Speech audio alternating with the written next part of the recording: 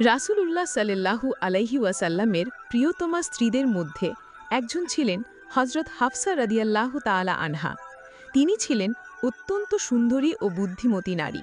বিস্তারিত ঘটনা শোনার আগে ভিডিওতে লাইক দিয়ে চ্যানেলটি সাবস্ক্রাইব করে রাখুন এবং হজরত ওমর রাদিয়াল্লাহু তাআলা আনহু এর স্নেহধন্য কন্যা।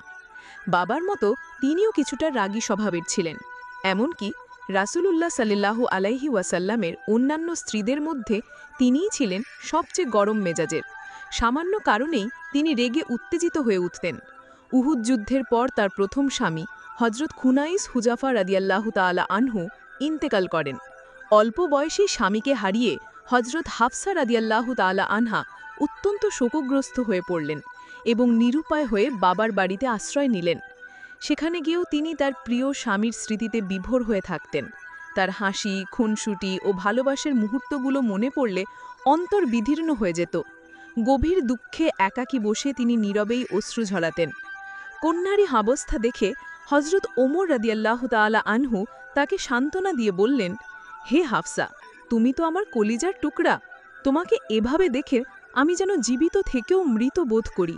তুমি ধৈর্য ধরো, এটাই আল্লাহর সিদ্ধান্ত এবং সকলকেই এটি মেনে নিতে হয়। আল্লাহ রব্বুল আলামিন নিশ্চয়ই তোমাকে এমন একজন জীবন সঙ্গিনী দেবেন যা তোমার মনকে পূর্ণ প্রশান্তিতে ভরে তুলবে। কিন্তু বাবার কথাতেও হাফসা রাদিয়াল্লাহু তাআলা আনহা শান্ত হতে পারলেন না। তিনি ক্রমাগত কেঁদেই চললেন। শেষ পর্যন্ত ওমর রাদিয়াল্লাহু তাআলা আনহু মেয়ের এই শোকাকুল অবস্থা সহ্য করতে না পেরে সেখান থেকে সরে আসতে বাধ্য হলেন। একদিন হজরত ওমর রাদিয়াল্লাহু তাআলা আনহু তার বিধবা মেয়ের জন্য একজন উপযুক্ত পাত্র খুঁজতে বেরিয়ে পড়লেন। প্রথমেই তিনি হজরত উসমান রাদিয়াল্লাহু তাআলা আনহুর কাছে গেলেন। হজরত উসমান রাদিয়াল্লাহু তাআলা আনহু কিছুদিন আগেই তার স্ত্রী রুকাইয়া রাদিয়াল্লাহু তাআলা আনহাকে হারিয়ে একাকী হয়ে পড়েছিলেন। ওমর রাদিয়াল্লাহু তাআলা আনহু তাকে প্রস্তাব দিয়ে বললেন, ভাই উসমান, আপনি চাইলে আমার মেয়ে হাফসাকে বিবাহ করতে পারেন। উসমান রাদিয়াল্লাহু তাআলা আনহু বললেন, আচ্ছা, আপনার এই প্রস্তাবটি আমি ভেবে দেখব। কয়েকদিন পর রাস্তায় তাদের আবারও দেখা হলো। তখন উসমান রাদিয়াল্লাহু তাআলা আনহু ওমর রাদিয়াল্লাহু তাআলা আনহুকে জানিয়ে দিলেন যে তিনি এই বিবাহ করবেন না। এতে হজরত ওমর রাদিয়াল্লাহু তাআলা আনহু খুবই হতাশ হয়ে পড়লেন।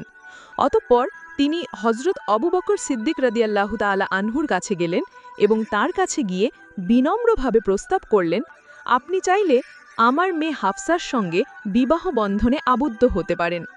তবে আবু বকর রাদিয়াল্লাহু তাআলা আনহু কোনো উত্তরই দিলেন না।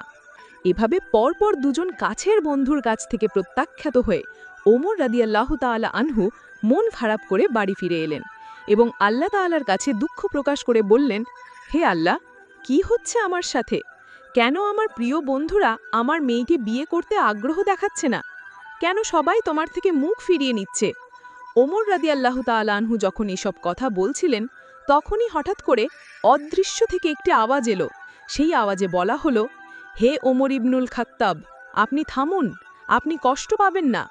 হে আল্লাহর রাসূলের প্রিয় সাহাবী, আপনার প্রস্তাব কেউই প্রত্যাখ্যান করার সাহস রাখে না। আপনি তো সেই ওমর যার ইসলাম গ্রহণের জন্য স্বয়ং আল্লাহর রাসূল সাল্লাল্লাহু আলাইহি ওয়াসাল্লাম আল্লাহর কাছে দোয়া করেছিলেন। সাহাবারা যখন আপনার ইসলাম গ্রহণের খবরের তকবীর ধ্বনি দিয়েছিলেন, তখন থেকেই আপনি ছিলেন ইসলামের দৃঢ় প্রহরী। অবশ্যই এই পরিস্থিতির পেছনে আল্লাহর কোনো কল্যাণকর ইচ্ছা রয়েছে। তিনি আপনার জন্য এমন কিছু প্রস্তুত করে রেখেছেন যা আপনি কল্পনাও করেননি। আল্লাহ রব্বুল আলামিন আপনার মেয়ের জন্য এক অতি উত্তম জীবন সঙ্গিনী নির্বাচন করেছেন।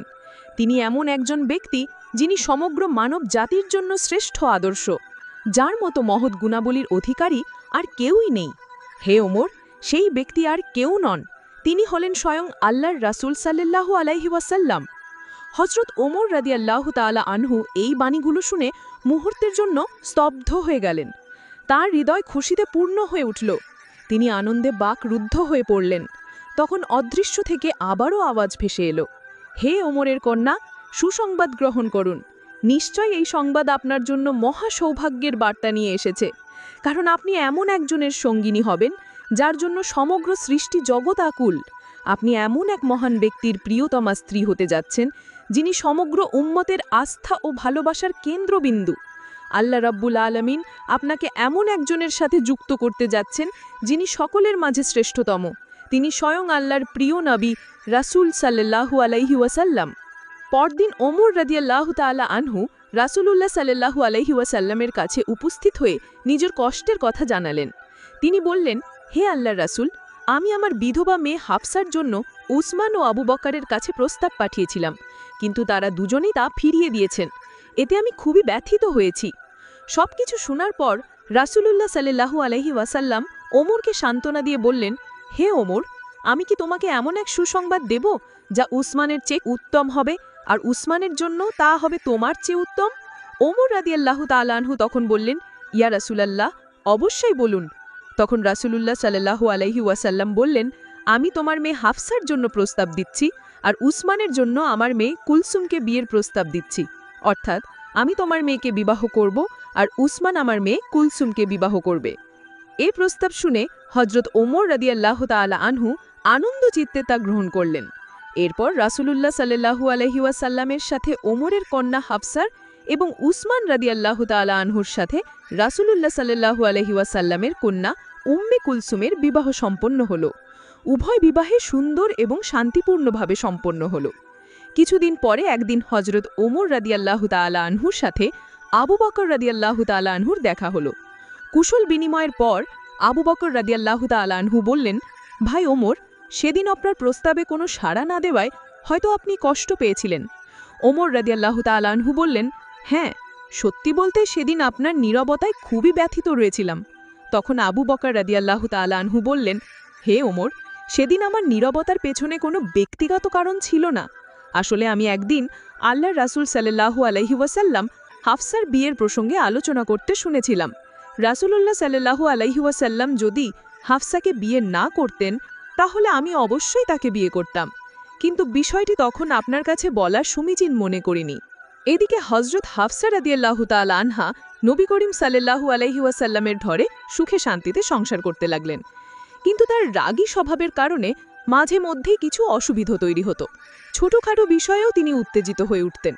তবে রাসূলুল্লাহ সাল্লাল্লাহু আলাইহি ওয়াসাল্লাম ছিলেন খুবই সহনশীল। তিনি কখনোই হাফসার এই রাগে আচরণের তিক্ত হননি বা কোনো কঠিন মনোভাব পোষণ করেননি। বরং তিনি বুঝতেন যে রাগী স্বভাবের মেয়েদের অন্তরে ভালোবাসার গভীরতা থাকে অসীম। এই জন্যই রাসূলুল্লাহ সাল্লাল্লাহু আলাইহি ওয়াসাল্লাম প্রতিবারই শান্ত ও কোমল ব্যবহার দিয়ে হাফসার রাগকে প্রশমিত করতেন। একদিন হযরত ওমর রাদিয়াল্লাহু তাআলা আনহু নিজের বাড়িতে কোনো একটি বিষয় নিয়ে গভীর চিন্তায় মগ্ন ছিলেন। সে সময় তার স্ত্রী এসে তাকে বললেন, আপনি এত কি নিয়ে ভাবছেন? ওমর রাদিয়াল্লাহু তাআলা আনহু বললেন, এটা নিয়ে তোমাকে ভাবতে হবে না। তখন তার স্ত্রী বললেন, আমার কথা আপনার পছন্দ হচ্ছে না, তাই না? কিন্তু হাফসাকে গিয়ে দেখুন, তিনি রাসূলুল্লাহ সাল্লাল্লাহু আলাইহি ওয়াসাল্লামের সঙ্গে কিভাবে তর্ক করেন। এই কথা শুনে হযরত ওমর রাদিয়াল্লাহু তাআলা আনহু তৎক্ষণাৎ হাফসার ঘরে চলে গেলেন এবং তাকে জিজ্ঞাসা করলেন, তুমি কি সত্যিই রাসূলুল্লাহ সাল্লাল্লাহু আলাইহি ওয়াসাল্লামের সাথে তর্ক করো? হাফসা রাদিয়াল্লাহু তাআলা আনহা কিছুটা লজ্জা নিয়ে জবাব দিলেন, এমনটা তো মাঝে মধ্যে হয়েই যায়। তখন ওমর রাদিয়াল্লাহু তাআলা আনহু বললেন, হাফসা, তুমি শুনে রেখো, তুমি আর কখনোই রাসূলুল্লাহ সাল্লাল্লাহু আলাইহি ওয়াসাল্লামের সাথে এমন আচরণ করবে না। আর এটা ভুলেও ভেবো না যে তিনি তোমার সৌন্দর্যে মুগ্ধ, বরং সব সময় তার সন্তুষ্টি ও ইচ্ছাকে অগ্রাধিকার দেবে এবং তার আদেশ ও নির্দেশকে সম্মান করবে। একদিন হযরত ওমর রাদিয়াল্লাহু তাআলা আনহা হাফসার ঘরে এলেন এবং দেখতে পেলেন তার কন্যা হাফসা রাসূলুল্লাহ সাল্লাল্লাহু আলাইহি ওয়াসাল্লামের সঙ্গে তর্ক করছেন। এই দৃশ্য দেখে ওমর রাদিয়াল্লাহু তাআলা আনহু রেগে ফেঁসে উঠলেন এবং হাফসাকে প্রহার করতে উদ্যত হলেন। তখন রাসূলুল্লাহ সাল্লাল্লাহু আলাইহি ওয়াসাল্লাম দ্রুত তাদের মাঝে দাঁড়িয়ে ওমর রাদিয়াল্লাহু তাআলা আনহুকে থামালেন। এই পরিস্থিতিতে হযরত ওমর রাদিয়াল্লাহু তাআলা আনহু কিছুটা লজ্জিত হয়ে মেয়েকে সতর্ক করে উচ্চস্বরে বললেন, খবরদার, কখনোই রাসূলুল্লাহ সাল্লাল্লাহু আলাইহি ওয়াসাল্লামের কথার জবাব এভাবে দিবে না। তুমি কি জয়নবের মতো সুন্দরী কিংবা আয়েশার মতো ভাগ্যবতী যে এমনভাবে কথা বলবে? এই কথা বলে ওমর রাদিয়াল্লাহু তাআলা আনহু সেখান থেকে চলে গেলেন। উমর রাদিয়াল্লাহু তাআলা আনহু চলে যাবার পর রাসূলুল্লাহ সাল্লাল্লাহু আলাইহি ওয়াসাল্লাম হাফসাকে বললেন, দেখলে তো হাফসা, কেমন করে আমি তোমাকে রক্ষা করলাম। একদিন রাসূলুল্লাহ সাল্লাল্লাহু আলাইহি ওয়াসাল্লাম হযরত হাফসা রাদিয়াল্লাহু তাআলা আনহার ঘরে এলেন। তবে হাফসা রাদিয়াল্লাহু তাআলা আনহা তখন ঘরে ছিলেন না, তিনি একটি প্রয়োজনের জন্য বাইরে গিয়েছিলেন। তখন রাসূলুল্লাহ সাল্লাল্লাহু আলাইহি ওয়াসাল্লাম একাকিত্ব কাটাতে উম্মুল মুমিনিন হযরত মারিয়া কিবতিয়া রাদিয়াল্লাহু তাআলা আনহাকে ডেকে আনলেন। অতঃপর তারা কিছু সময় একান্তে কথোপকথন ও হাসি ঠাট্টায় কাটালেন। এমন সময় হাফসা রাদিয়াল্লাহু তাআলা আনহা ফিরে এসে দেখলেন তার ঘরে তারই বিছানায় রাসূলুল্লাহ সাল্লাল্লাহু আলাইহি ওয়াসাল্লামের সাথে মারিয়া কিবতিয়া বসে আছেন। এই দৃশ্য দেখে তিনি প্রচণ্ড রাগান্বিত হয়ে পড়লেন এবং রাগের বশবর্তী হয়ে কিছু তিক্ত কথাও বলে ফেললেন। তখন নাবিজি সাল্লাল্লাহু আলাইহি ওয়াসাল্লাম তাকে শান্ত করার জন্য বললেন, হে হাফসা, আল্লাহর কসম, যদি তুমি চাও তাহলে আমি মারিয়া কিবতিয়ার সাথে আর কখনো মিলিত হব না। আমি শুধু তোমার হাসি মুখটা দেখতে চাই। হাফসা রাদিয়াল্লাহু তাআলা আনহা বললেন, হ্যাঁ, তাহলে তাই হোক, আপনি আর কখনো মারিয়াকে কাছে আসতে দিবেন না। তখন নবী করিম সাল্লাল্লাহু আলাইহি ওয়াসাল্লাম বললেন, হে হাফসা, একটি কথা মনে রেখো, এই চুক্তির ব্যাপারটা যেন তুমি আর আমি ব্যতীত আর কেউই না জানে। কিন্তু কথাই আছে, নারীদের জন্য গোপন কথা পেটে রাখা খুবই কঠিন। এই জন্যই কিছুদিন পরেই হাফসা রাদিয়াল্লাহু তাআলা আনহা এই কথা মা আয়েশা রাদিয়াল্লাহু তাআলা আনহার নিকট প্রকাশ করে ফেললেন। এদিকে হযরত জিবরাইল আলাইহিস সালাম নবী করিম সাল্লাল্লাহু আলাইহি ওয়াসাল্লামের কাছে তাহরিমের আয়াত নিয়ে অবতীর্ণ হলেন এবং বললেন, হে নবী, আল্লাহ রাব্বুল আলামিন আপনার জন্য যা হালাল করেছেন আপনি স্ত্রীদের খুশির জন্য কেন তা হারাম করছেন? আল্লাহ তাআলা আপনার এই কসম থেকে অব্যাহতি প্রদান করেছেন এবং আপনার ত্রুটি ক্ষমা করে দিয়েছেন, কেননা তিনি ক্ষমাশীল এবং পরম দয়ালু। এবং আল্লাহ তাআলা কসম থেকে মুক্তিলাভের উপায়ও নির্ধারণ করে দিয়েছেন। যে বিষয়টি আপনি স্ত্রী হাফসাকে আপনি গোপন রাখতে বলেছিলেন সেটা তিনি গোপন রাখতে পারেননি, তিনি তা প্রকাশ করে দিয়েছেন। ওহী নাজিল হওয়ার পরে নবী করিম সাল্লাল্লাহু আলাইহি ওয়াসাল্লাম হযরত হাফসা রাদিয়াল্লাহু তাআলা আনহার কাছে গেলেন এবং বললেন, আমি তোমাকে একটি সামান্য বিষয় গোপন রাখতে বলেছিলাম, কিন্তু তুমি স্ত্রী হিসেবে সেটাও গোপন রাখতে পারোনি। আমি তোমার কাছে এমনটা আশা করিনি। হাফসা রাদিয়াল্লাহু তাআলা আনহা বিস্মিত হয়ে বললেন, এই কথা আপনাকে কে জানিয়েছে? রাসূলুল্লাহ সাল্লাল্লাহু আলাইহি ওয়াসাল্লাম বললেন, যিনি সব কিছু জানেন, যিনি সকল কিছু সম্পর্কে জ্ঞাত, তিনিই আমাকে জানিয়েছেন। যদি তুমি এবং আয়েশা আল্লাহর কাছে তওবা করো তবে সেটাই হবে তোমাদের জন্য কল্যাণকর, কেননা তোমাদের অন্তর নবীর ইচ্ছার বিপরীত দিকে ঝুঁকেছে। আর যদি নবীর বিরুদ্ধে একে অপরকে সমর্থন দাও তবে জেনে রেখো, নবীর বন্ধু স্বয়ং আল্লাহ, জিবরাইল আলাইহিস সালাম এবং সৎকর্মশীল মুমিনগণ এবং ফেরেশতারাও তার সাহায্যকারী। এরপর রাসূলুল্লাহ সাল্লাল্লাহু আলাইহি ওয়াসাল্লাম কসমের কাফারা আদায় করলেন এবং হযরত মারিয়া কিবতিয়া রাদিয়াল্লাহু তাআলা আনহার সাথে পূর্বের সম্পর্ক পুনঃস্থাপন করলেন। একদিন আসরের নামাজের পরে নবী করিম সাল্লাল্লাহু আলাইহি ওয়াসাল্লাম হযরত জয়নব রাদিয়াল্লাহু তাআলা আনহার ঘরে একটু বেশি সময় অবস্থান করলেন। মা আয়েশা রাদিয়াল্লাহু তাআলা আনহা লক্ষ্য করলেন যে নবীজি আজ অনেক বেশি দেরি করছেন। বিষয়টি তিনি সহজভাবে নিতে পারলেন না এবং তিনি খানিকটা ঈর্ষান্বিত হয়ে উঠলেন। অতঃপর তিনি কারণ জানার জন্য একজন গুপ্তচরকে পাঠালেন। কিছুক্ষণ পর সেই গুপ্তচর এসে তাকে জানালেন, কোনো এক মহিলা হাদিয়া হিসেবে কিছু মধু জয়নবের কাছে পাঠিয়েছিলেন, আর জয়নব এই মধু নবীজিকে পান করতে দিয়েছেন, তাই তিনি সেখানে কিছুটা সময় কাটিয়েছিলেন। এই খবর পেয়ে মা আয়েশা রাদিয়াল্লাহু তাআলা আনহার মনে একটি পরিকল্পনা এলো। তিনি হযরত হাফসা রাদিয়াল্লাহু তাআলা আনহার সাথে বিষয়টি নিয়ে আলোচনা করলেন। মা আয়েশা বললেন, হে হাফসা, বেশ কিছুদিন ধরে লক্ষ্য করছি যে আল্লাহর রাসূল প্রতিদিন আসরের পর আমাদের সবার সঙ্গে সাক্ষাৎ করেন, কিন্তু জয়নবকে দেখা যাচ্ছে যে সে প্রতিদিন নবীজিকে মধু খাওয়াচ্ছে। তখন হাফসা রাদিয়াল্লাহু তাআলা আনহা বললেন, ও আচ্ছা, তাহলে তুমি কি বলতে চাচ্ছ? তখন মা আয়েশা তাকে বললেন, চলো আমরা এমন একটি কৌশল অবলম্বন করি যাতে নবীজি আর জয়নবের বাসায় গিয়ে মধু পান না করেন। তখন হাফসা রাদিয়াল্লাহু তাআলা আনহা বললেন, কিন্তু কিভাবে? আল্লাহর রাসূল তো মধু খুব বেশি পছন্দ করেন, তুমি এমন কি করবে যাতে তিনি আর মধু খেতে চাইবেন না? তখন আয়েশা রাদিয়াল্লাহু তাআলা আনহা তাকে একটি কৌশল শিখিয়ে দিলেন। তিনি বললেন, যখন নবী করিম সাল্লাল্লাহু আলাইহি ওয়াসাল্লাম তোমার কাছে আসবেন, তুমি বলবে, আপনার মুখ থেকে তো মাগাফিরের গন্ধ আসছে। এই একটি কথাই যথেষ্ট হবে, তোমাকে আর কিচ্ছু করতে হবে না। পরদিন নবী করিম সাল্লাল্লাহু আলাইহি ওয়াসাল্লাম জয়নবের ঘরে মধু পান করে সাফিয়া রাদিয়াল্লাহু তাআলা আনহার ঘরে উপস্থিত হলেন। আসলে মা আয়েশা রাদিয়াল্লাহু তাআলা আনহা সাফিয়াকে ওই একই কথা বলে রেখেছিলেন, যার ফলে সাফিয়াও নবীজির অপেক্ষায় ছিলেন। নবীজিকে দেখে সাফিয়া বললেন, ইয়া রাসূলুল্লাহ, আপনি কি মাগাফির খেয়েছেন? আমি কেমন যেন মাগাফিরের গন্ধ পাচ্ছি। রাসূলুল্লাহ সাল্লাল্লাহু আলাইহি ওয়াসাল্লাম বললেন, না, আমি তো মাগাফির খাইনি, তবে জয়নবের কাছ থেকে একটু মধু পান করেছিলাম, কিন্তু তার গন্ধ তো এমন হওয়ার কথা নয়। আচ্ছা, ঠিক আছে, আমি বিষয়টি দেখছি। এরপর নবী করিম সাল্লাল্লাহু আলাইহি ওয়াসাল্লাম হাফসা রাদিয়াল্লাহু তাআলা আনহার কাছে গেলেন। তিনিও নাক ছিটকে বললেন, ইয়া রাসূলুল্লাহ, আপনি কোথা থেকে কি খেয়ে এসেছেন? আপনার মুখে মাগাফিরের গন্ধ কেন? আসলে মাগাফির এক ধরনের নেশা জাতীয় ফল ছিল, তাই নবীজির মনে হলো হয়তো তিনি মাগাফির ফুলের মধু পান করেছেন। তখন তিনি বললেন, আমার জন্য এখন থেকে মধু পান নিষিদ্ধ, আমি আর কখনো মধু পান করব না। এরপর নবী করিম সাল্লাল্লাহু আলাইহি ওয়াসাল্লাম হাফসাকে বললেন, আমার জন্য মধু পান নিষিদ্ধ করার বিষয়টি তুমি কারো কাছে প্রকাশ করবে না, কারণ জয়নব এই কথা জানলে প্রচণ্ড কষ্ট পাবেন। তবে হাফসা রাদিয়াল্লাহু তাআলা আনহা এই নির্দেশ মানতে পারেননি এবং তিনি আয়েশা রাদিয়াল্লাহু তাআলা আনহার কাছে তা প্রকাশ করে দিলেন। তখন আল্লাহ তাআলা জিবরাইল আলাইহিস সালামের মাধ্যমে তাহরিমের আয়াত নাজিল করে নবীজিকে পুরো ঘটনাটি জানিয়ে দিলেন। এই ঘটনায় হাফসার আচরণে নবী করিম সাল্লাল্লাহু আলাইহি ওয়াসাল্লাম গভীরভাবে আঘাত পেলেন এবং এর জেরে তিনি হাফসাকে এক তালাক দিয়ে দিলেন। তালাকের সংবাদে হাফসা রাদিয়াল্লাহু তাআলা আনহা দুঃখ ভারাক্রান্ত হয়ে মাটিতে বসে পড়লেন। তিনি কি করবেন তা তিনি বুঝতে পারছেন না। অন্যদিকে যখন হযরত উমর রাদিয়াল্লাহু তাআলা আনহু তার মেয়ের তালাকের খবর পেলেন, তখন তিনি শোকার্ত হয়ে বললেন, হায়, উমরের বংশে এমনটি ঘটল। আল্লাহ কি উমর ও তার মেয়ের পরিণতির কথা ভাবলেন না? এরপর উমর রাদিয়াল্লাহু তাআলা আনহু তৎক্ষণাৎ তার মেয়ের বাড়িতে চলে আসলেন। হাফসার মলিন চেহারা দেখে তিনি কিছুক্ষণ তার পাশে নীরবে বসে থাকলেন। কন্যাকে তিনি কিভাবে সান্ত্বনা দিবেন তা তিনি বুঝতে পারছেন না। অবশেষে মেয়েকে আশ্বস্ত করে বললেন, শোনো হাফসা, যদি আল্লাহ পাক রাব্বুল আলামিন আমাদের বংশের জন্য কল্যাণ নির্ধারণ করে থাকেন, তবে আল্লাহর রাসূল সাল্লাল্লাহু আলাইহি ওয়াসাল্লাম তোমাকে চূড়ান্তভাবে তালাক দিবেন না। উমর রাদিয়াল্লাহু তাআলা আনহুর এই কথায় হাফসার মন কিছুটা শান্ত হলো এবং তিনি আবার আশার আলো খুঁজে পেলেন। এদিকে আল্লাহর ফেরেশতা জিবরাইল আলাইহিস সালাম নবী করিম সাল্লাল্লাহু আলাইহি ওয়াসাল্লামের কাছে এসে বললেন, হে আল্লাহর রাসূল, আপনি হাফসাকে তালাক দিবেন না। যদিও তিনি একটু রাগী স্বভাবের, তবে তিনি অত্যন্ত নেককার একজন নারী। তিনি অধিক রোজা পালন করেন এবং রাত জেগে আল্লাহর ইবাদত করেন। এমনকি জান্নাতেও তিনি আপনার সঙ্গিনী হবেন। এই সুপারিশে সাড়া দিয়ে নবী করিম সাল্লাল্লাহু আলাইহি ওয়াসাল্লাম হাফসাকে আবারও স্ত্রী হিসেবে গ্রহণ করলেন। কতই না ভাগ্যবতী ছিলেন হাফসা রাদিয়াল্লাহু তাআলা আনহা, যিনি এমন এক সম্মান পেলেন যে স্বয়ং আল্লাহর নির্দেশে জিবরাইল আলাইহিস সালাম দুনিয়াতে এসে তার জন্য সুপারিশ করেছিলেন।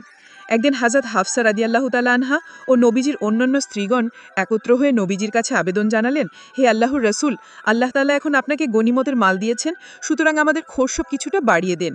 নবী করিম সাল্লাল্লাহু আলাইহি ওয়াসাল্লাম তাদের এই অনুরোধ শুনে খুবই ব্যথিত হলেন, কারণ তিনি কল্পনাও করতে পারেননি যে তার স্ত্রীরা বিলাসী জীবনযাপন করতে চাইবে। তাই তিনি 1 মাস তার স্ত্রীগণের সঙ্গ থেকে দূরে থাকার সিদ্ধান্ত নিলেন এবং আলাদা একটি ঘরে একাকী বসবাস করতে শুরু করলেন। এদিকে মুনাফিকরা মানুষের মধ্যে গুজব ছড়িয়ে দিল যে রাসূলুল্লাহ সাল্লাল্লাহু আলাইহি ওয়াসাল্লাম তার সব স্ত্রীকে তালাক দিয়েছেন। এই সংবাদ শুনে হযরত উমর রাদিয়াল্লাহু তাআলা আনহু দৌড়ে নবীজির কাছে আসলেন এবং বললেন, হে আল্লাহর হাবিব, আপনি কি আপনার স্ত্রীদেরকে তালাক দিয়েছেন? নবীজি করিম সাল্লাল্লাহু আলাইহি ওয়াসাল্লাম উত্তর দিলেন, না, আমি তাদেরকে তালাক দেইনি, তবে তাদেরকে এই অধিকার দিয়েছি যে তারা চাইলে চলে যেতে পারে। এই কথা শোনার পর উমর রাদিয়াল্লাহু তাআলা আনহু মসজিদে গিয়ে সকল মুসলিমদের উদ্দেশ্যে ঘোষণা করলেন, আপনারা সকলেই জেনে রাখুন, আল্লাহর রাসূল তার স্ত্রীদেরকে তালাক দেননি। এই খবর শুনে সকল মুসলিমদের মনে স্বস্তি ফিরে এলো। এদিকে খোরশবের দাবির ব্যাপারে নবীজির সাথে হাফসার কিছুটা মনোমালিন্য তৈরি হলো। নবী করিম সাল্লাল্লাহু আলাইহি ওয়াসাল্লাম হাফসা রাদিয়াল্লাহু তাআলা আনহাকে বললেন, আচ্ছা, তাহলে আমার এবং তোমার মাঝে সমাধানের জন্য অন্য কাউকে ডাকো। হাফসা বললেন, হ্যাঁ, ঠিক আছে, কাউকে ডাকুন। তখন নবীজি বললেন, তাহলে তোমার বাবাকেই আসতে বলো। অতঃপর হাফসা রাদিয়াল্লাহু তাআলা আনহা বাবার নিকট সংবাদ পাঠালেন। এই সংবাদ পেয়ে উমর রাদিয়াল্লাহু তাআলা আনহু দ্রুত সেখানে পৌঁছে গেলেন। নবী করিম সাল্লাল্লাহু আলাইহি ওয়াসাল্লাম বললেন, হাফসা, তোমার যা বলার আছে তোমার বাবাকে বলো। হাফসা রাগান্বিত হয়ে জবাব দিলেন, হে আল্লাহর রাসূল, আপনিই বলুন, আপনি তো সবসময় সত্য বলেন। এই কথা শুনে উমর তীব্র ক্রোধে মেয়েকে একটি চড় বসিয়ে দিলেন। নবী করিম সাল্লাল্লাহু আলাইহি ওয়াসাল্লাম তাকে শান্ত করে বললেন, উমর, যথেষ্ট হয়েছে, এবার থামো। তবে উমরের রাগ এত সহজে কম ছিল না। তিনি মেয়েকে বলেন, ওরে আল্লাহর শত্রু, নবীজি সর্বদাই সত্য বলেন। ওই সত্যার কসম যিনি তাকে সত্য নবী হিসেবে প্রেরণ করেছেন, রাসূলুল্লাহ সাল্লাল্লাহু আলাইহি ওয়াসাল্লাম না থাকলে আজ আমি তোমাকে মেরেই ফেলতাম। এরপর হাফসা সহ নবীজির সকল স্ত্রী নবীজি করিম সাল্লাল্লাহু আলাইহি ওয়াসাল্লামের কাছে এসে বিনম্রভাবে ক্ষমা প্রার্থনা করলেন। তাদের কেউই নবীজিকে ছেড়ে যেতে ইচ্ছুক ছিলেন না। তাদের আন্তরিক অনুতাপ ও ভালোবাসা দেখে নবীজি করিম সাল্লাল্লাহু আলাইহি ওয়াসাল্লাম স্নেহ ভরে তাদের ক্ষমা করে দিলেন এবং সবাইকে পুনরায় আপন করে নিলেন। একদিন রাসূলুল্লাহ সাল্লাল্লাহু আলাইহি ওয়াসাল্লাম উম্মুল মুমিনিন হযরত সাফিয়া রাদিয়াল্লাহু তাআলা আনহার ঘরে প্রবেশ করে দেখলেন তিনি অঝরে কাঁদছেন। নবীজি তাকে জিজ্ঞেস করলেন, হে সাফিয়া, তুমি কাঁদছো কেন? সাফিয়া বললেন, ইয়া রাসূলুল্লাহ, হাফসা আমাকে ইহুদির মেয়ে বলে গালি দিয়েছে।